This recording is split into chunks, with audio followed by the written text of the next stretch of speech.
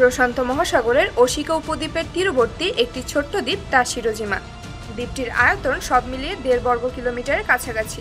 1950 সালের দিকে এই দ্বীপে লাখেরও বেশি মানুষ বসবাস করত বলে জানা যায়, কিন্তু ধীরে ধীরে এই সংখ্যা কমেছে। তাহলে বুঝতেই পারছেন এই দ্বীপের চারপাশে কতটা নিরিবিলি আর শান্ত। কিন্তু লোক সংখ্যার কমতি থাকলেও একটি বিশেষ প্রাণীর কমতি নেই এই দ্বীপে, আর তা হলো বিড়াল।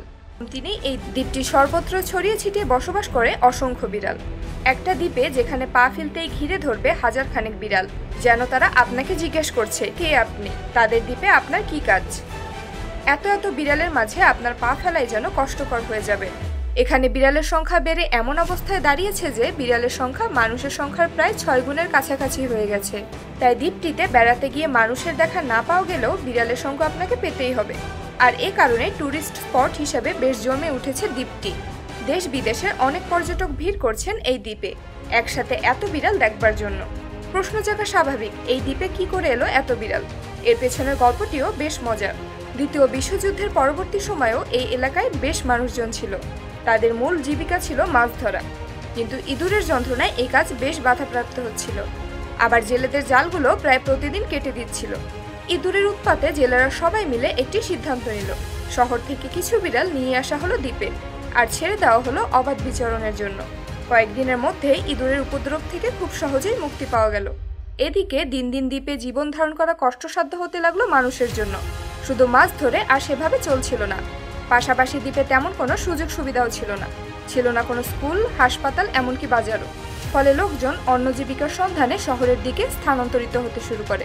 সুযোগ সুবিধার অভাবের কারণে অন্য জায়গা থেকেও লোকজনের খুব একটা এই দ্বীপে আসা হতো না। দিন দিন দ্বীপটিতে একদিকে লোক সংখ্যা কমতে থাকে, অন্যদিকে বিড়ালের বংশ বিস্তার করতে থাকে। আর এভাবেই দ্বীপে মানুষের চাইতে বিড়ালের সংখ্যা বেড়ে যায়। বিড়ালের প্রতি জাপানের অধিবাসীদের অন্য ধরনের স্নেহ মমতা কাজ করে। বিড়ালকে তারা সৌভাগ্যের প্রতীক হিসেবে দেখে। জাপানের অনেক ব্যবসায়ী দোকানের সামনে আঙুল নাড়ানো বিড়ালের পুতুল রাখে, কারণ তারা আশা করে বিড়ালের হাতের থাবা দোকানে ক্রেতা আনতে সাহায্য করবে। এখানকার অধিবাসীদের ধারণা বিড়াল লালন পালন করলে সৌভাগ্য ও সম্পদ প্রাপ্তির সম্ভাবনা বৃদ্ধি পাবে। তবে বেশ ভিন্ন এক কারণে এই দ্বীপের বিড়ালদের একটু অন্য চোখে দেখা হয়, আর তা হলো 2011 সালে ঘটে যাওয়া তুহুকো সুনামি। সুনামিটিতে দ্বীপটির বেশ ক্ষয়ক্ষতি হবে বলে ধারণা করা হয়েছিল, কিন্তু সৌভাগ্যবশত তেমন কোনো বড় ধরনের ক্ষতি হয়নি।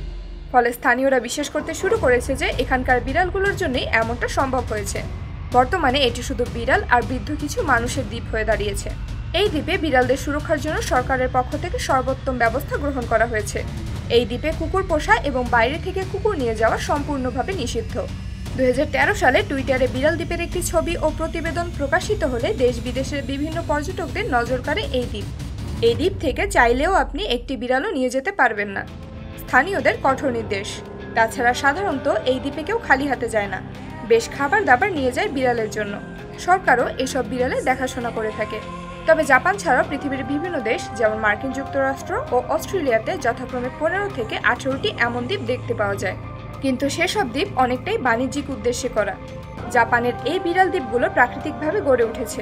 জাপান এই বিড়াল প্রীতি যে শুধু দ্বীপেই ধরে রেখেছে তেমন নয়, পুরো দেশে ক্যাট ক্যাফে, ক্যাট সাইন ও হ্যালো কিটি নামে প্রচুর ক্যাট শপ ছড়িয়ে ছিটিয়ে রয়েছে। ক্যাট আইল্যান্ড ছাড়াও জাপানের র্যাবিট আইল্যান্ড ও ফক্স আইল্যান্ডও বেশ জনপ্রিয়।